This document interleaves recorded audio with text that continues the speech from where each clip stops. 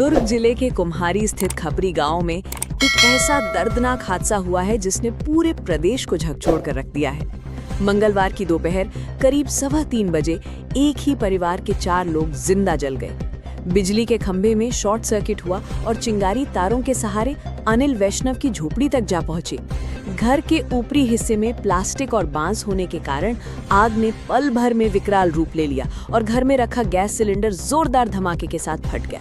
इस खौफनाक हादसे में अनिल, उनकी 2 बेटियां लक्ष्मी और चांदनी और महज 2 साल की मासूम नातिन गोपिका की जान चली गई। बताया जा रहा है कि बाहर के रास्ते में आग लगने के कारण कोई भी कमरे से बाहर नहीं निकल सका।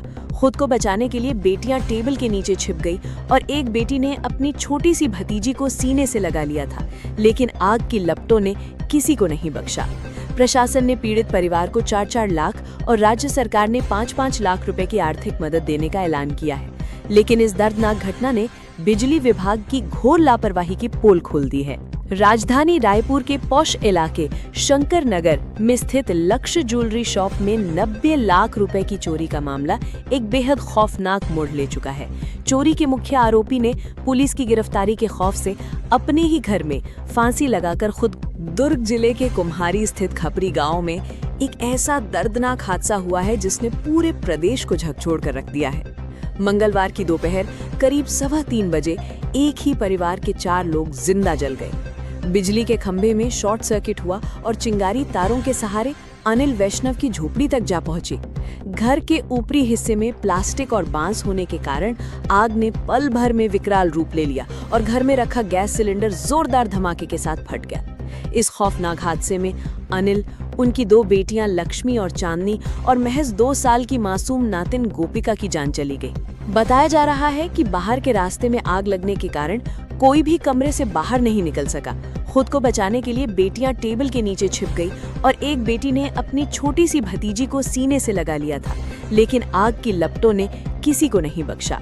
प्रशासन ने पीड़ित परिवार को 4-4 लाख और राज्य सरकार ने 5-5 लाख रुपए की आर्थिक मदद देने का ऐलान किया है, लेकिन इस दर्दनाक घटना ने बिजली विभाग की घोर लापरवाही की पोल खोल दी है। राजधानी रायपुर के पॉश इलाके शंकर नगर में स्थित लक्ष्य ज्वेलरी शॉप में 90 लाख रुपए की चोरी का मामला एक बेहद खौफनाक मोड़ ले चुका है। चोरी के मुख्य आरोपी ने पुलिस की गिरफ्तारी के खौफ से अपने ही घर में फांसी लगाकर खुदकुशी कर ली है। इस बड़ी वारदात को 2 नकाबपोश बदमाशों ने अंजाम दिया था, जो कटर से ताला काटकर दुकान में घुसे और सिर्फ सोने के जेवरों पर हाथ साफ किया। पुलिस ने डॉग स्क्वाड की मदद ली, जो घटना स्थल से करीब 1.5 किलोमीटर दूर जाकर रुक गया। इसके बाद पुलिस ने 300 से ज्यादा सीसीटीवी कैमरे खंगाले और एक नाबालिग आरोपी को गिरफ्तार कर लिया, जिसके पास से करीब 10 लाख रुपए के सोने चांदी के जेवर भी बरामद हुए हैं। अपने साथी के पकड़े जाने की भनक लगते ही मुख्य आरोपी ने मौत को गले लगा लिया। भ्रष्टाचार की जड़ें किस कदर गहरी हो चुकी है, इसका एक और बड़ा खुलासा राजधानी में हुआ है। स्टेट मार्केटिंग कॉर्पोरेशन लिमिटेड में 182 करोड़ से ज्यादा का ओवरटाइम भुगतान घोटाला सामने आया है। एंटी करप्शन ब्यूरो और ईओडब्ल्यू ने बड़ी कार्रवाई करते हुए कंपनी के वाइस प्रेसिडेंट एन उदय राव को गिरफ्तार कर लिया है। आरोप है कि साल 2019 से 2024 के बीच शराब दुकानों में काम करने वाले कर्मचारियों के ओवरटाइम और बोनस के नाम पर मैन पावर एजेंसियों ने फर्जी बिल लगाए।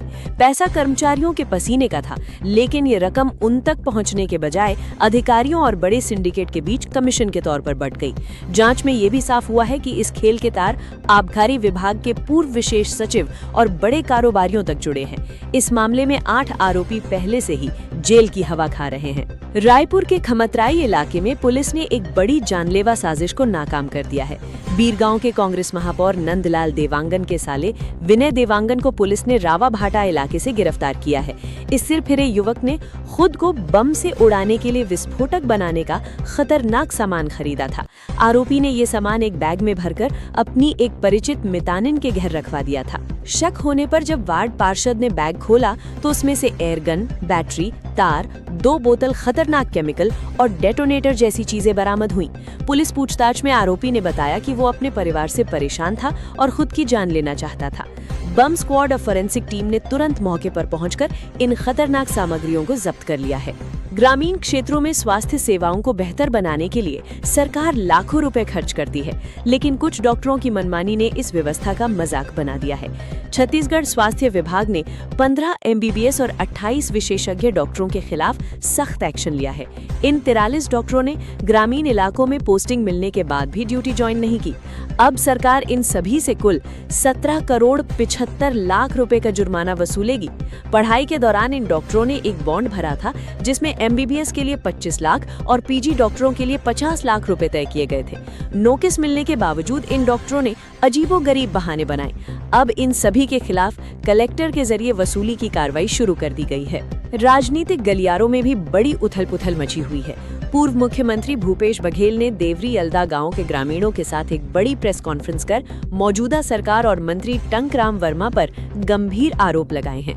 भूपेश बघेल ने दावा किया है कि मंत्री के निर्वाचन क्षेत्र में ग्रामीणों और ग्राम पंचायत की सहमति के बिना ही बड़े पैमाने पर निर्माण कार्य किए जा रहे हैं। सरकारी जमीनों पर अवैध कब्जा किया जा रहा है और जब स्थानीय ग्रामीण इसका विरोध कर रहे हैं तो प्रशासन उल्टा उन्हें ही परेशान कर रहा है। बघेल ने तंज कसते हुए कहा कि ये तो वही बात हो गई कि उल्टा चोर कोतवाल को डांटे। उन्होंने इसके साथ ही कुम्हारी में हुए सिलेंडर ब्लास्ट के लिए भी बिजली विभाग को जिम्मेदार ठहराते हुए अधिकारियों पर FIR दर्ज करने की कड़ी मांग की है। सत्ताधारी भारतीय जनता पार्टी के भीतर भी बड़े संगठनात्मक बदलाव देखने को मिल रहे हैं। भाजपा की कोर कमेटी का पुनर्गठन किया गया है, जिसमें मंत्री OP Chaudhary, deputy CM Vijay Sharma और पूर्व मंत्री अमर अग्रवाल को नई जगह मिली है। वहीं कद्दावर नेता बृजमोहन अग्रवाल समेत कई बड़े चेहरों को बैठक से दूर रखा गया है। अपनी अनदेखी से नाराज बृजमोहन अग्रवाल ने तल्ख देवर दिखाते हुए साफ कह दिया है कि जब तक वो सक्रिय हैं, उन्हें कोई किनारे नहीं कर सकता। संगठन के स्तर पर हो रहे इन बदलावों को आगामी चुनावों और सत्ता संतुलन की तैयारी के रूप में देखा जा रहा है। अब बात मौसम की, जो हमारे किसान भाइयों और आम जनता के लिए बेहद जरूरी है। छत्तीसगढ़ में अगले 4 दिनों तक मौसम के मिजाज में भारी उठापटक देखने को मिलेगी। मौसम विभाग ने प्रदेश के कई इलाकों में तेज आंधी, तूफान और हल्की बारिश का अलर्ट जारी किया है। एक तरफ जहां बिलासपुर और रायपुर जैसे शहरों में अचानक गरज चमक के साथ बारिश हुई है, तो वहीं दूसरी ओर अधिकतम तापमान में 2 से 4 डिग्री सेल्सियस तक की बढ़ोतरी की आशंका है। इसका मतलब ये है कि तेज हवाओं और बारिश के बीच भी लोगों को भीषण गर्मी का सामना करना पड़ेगा। 40 से 50 किलोमीटर प्रति घंटे की रफ्तार से हवाएं चलेंगी। इसलिए मौसम विभाग ने साफ चेतावनी दी है कि खराब मौसम के दौरान लोग खुले स्थानों और पेड़ों के नीचे बिल्कुल न खड़े हों। राजधानी रायपुर में प्रशासन की लापरवाही का एक और जीता जागता सबूत सामने आया है। शहर के सबसे सुरक्षित माने जाने वाले राजभवन के ठीक सामने एक हाई टेंशन बिजली का तार सड़क से महज 5 से 6 फीट की ऊंचाई पर झूल रहा है। ये कभी भी किसी बड़े और जानलेवा हादसे का कारण बन सकता है। स्थानीय निवासी ललित जयसिंह ने इसकी तस्वीरें साझा करते हुए बिजली विभाग की कार्यप्रणाली पर गंभीर सवाल उठाए हैं। उन्होंने बताया कि कई बार शिकायत करने के बावजूद बिजली विभाग के कानों पर जू तक नहीं रेंगी है और उन्होंने सीधे मुख्यमंत्री से इस दिशा में तुरंत सुधार की गुहार लगाई है। नया रायपुर के IIIT यानी Indian institute of information technology के हॉस्टल में चोरी की एक बेहद शातिर वारदात हुई है। एक अज्ञात चोर खुद को छात्र बताकर बड़ी ही आसानी से सुरक्षा घेरा तोड़कर हॉस्टल के अंदर घुस गया। मात्र 20 मिनट के भीतर उसने अलग अलग कमरों से 10 महंगे लैपटॉप पार कर लिए, जिनकी कुल कीमत करीब 2.5 लाख रुपए बताई जा रही है। कैमरे में साफ दिख रहा है कि वारदात को अंजाम देने के बाद वो शातिर चोर आराम से बाहर निकलता है और गेट पर खड़े सिक्योरिटी गार्ड को हेलो भी बोलता है। इस घटना ने इतने बड़े शैक्षणिक संस्थान की सुरक्षा व्यवस्था पर गंभीर सवालिया निशान लगा दिया है। अपराधियों के हौसले राजधानी में किस कदर बुलंद है, इसका अंदाजा इस बात से लगाया जा सकता है कि खुलेआम चाकू की नोक पर लूट की जा रही है। मौदाहापारा इलाके में एक फल कारोबारी शेख साहिल से रात के 10:30 बजे कुछ बदमाशों ने चाकू दिखाकर नकदी लूट ली। पुलिस की संयुक्त टीम ने त्वरित कार्रवाई करते हुए मुख्य आरोपी राशिद अली और उसके साथी को गिरफ्तार कर लिया है।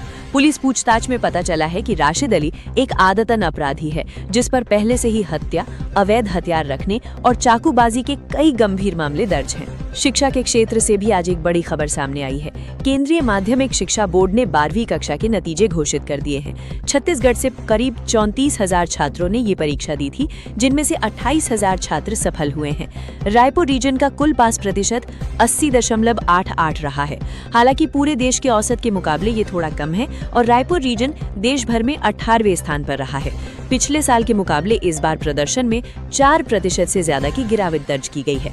जो छात्र सफल नहीं हो पाए हैं उन्हें निराश होने की जरूरत नहीं है, क्योंकि बोर्ड जल्द ही कंपार्टमेंट परीक्षा आयोजित करेगा। छत्तीसगढ़ के न्याय के इतिहास में एक बहुत बड़ा और ऐतिहासिक बदलाव किया गया है। आम लोगों के लिए अब अदालतों के फैसलों को पढ़ना और समझना बेहद आसान हो जाएगा। हाईकोर्ट ने आपराधिक नियमों और आदेशों में बदलाव करते हुए ये अनिवार्य कर दिया है कि अब हर फैसले के आखिर में एक इंडेक्स या चार्ट जोड़ा जाएगा। इस चार्ट में सभी गवाहों, सबूतों, हथियारों, पोस्टमार्टम रिपोर्ट और अन्य महत्वपूर्ण दस्तावेजों की पूरी जानकारी देनी होगी। इससे सबसे बड़ा फायदा ये होगा कि ऊपरी अदालतों और आम नागरिकों को केस की पूरी तस्वीर एक ही नजर में स्पष्ट हो जाएगी। रायपुर के शहीद वीर नारायण सिंह अंतर्राष्ट्रीय क्रिकेट स्टेडियम में हो रहे क्रिकेट मैचों को लेकर भारी सियासी बवाल मचा गया है। कांग्रेस पार्टी ने राज्य की भाजपा सरकार पर सरकारी पैसे और संसाधनों की बर्बादी का सीधा आरोप लगाया है। कांग्रेस का सवाल है कि जब ये पूरा खेल एक व्यापारिक आयोजन है जो करोड़ों रुपए कमा रहा है, तो फिर राज्य सरकार बिजली, पानी, पुलिस और सफाई जैसी सुविधाएं बिल्कुल मुफ्त में क्यों दे रही है। कांग्रेस ने तंज कसते हुए कहा है कि अगर टीम को इतनी ही रियायतें दी जा रही हैं, तो उसका नाम बदलकर रॉयल चैलेंजर्स छत्तीसगढ़ कर देना चाहिए। और अंत में छत्तीसगढ़ के बस्तर से एक बेहद सकारात्मक और खुश कर देने वाली खबर। बस्तर में अब तक सेल्फी के पेड़ को सिर्फ एक मादक पेय या नशे के रूप में जाना जाता था, लेकिन अब यही सेल्फी ग्रामीण अर्थव्यवस्था की तस्वीर बदलने जा रही है।